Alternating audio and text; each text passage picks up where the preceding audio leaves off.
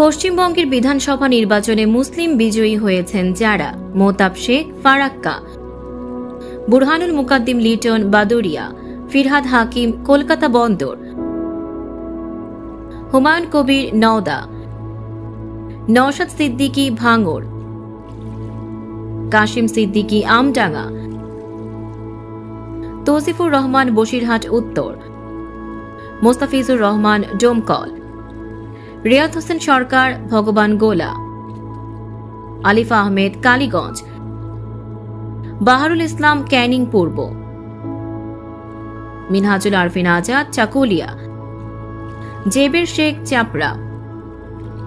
হামিদুর রহমান, চোপড়া,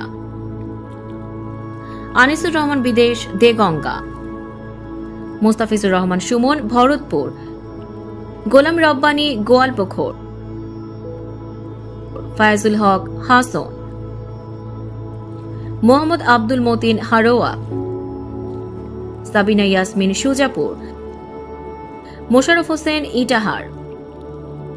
বাবুর আলী, জলঙ্গি, আহমেদ জাভেদ খান, কসবা, তোরাফ হোসেন মন্ডল, কুমারগঞ্জ, ডাক্তার আব্দুল আজিজ, লালগোলা, হুমায়ুন কবির, রেজিনগর, শামীম আহমেদ মোল্লা, কুমারগঞ্জ, আব্দুর রহিম বক্সি, মলতিপুর, আব্দুল খালেক মোল্লা, মেটিয়া বুরুজ, মোহাম্মদ নজরুল ইসলাম, মোথাবাড়ি, গুলশান মল্লিক, পাঁচলা, নূর আলম, শমশেরগঞ্জ, মোশাররফ হোসেন, মুরারাই,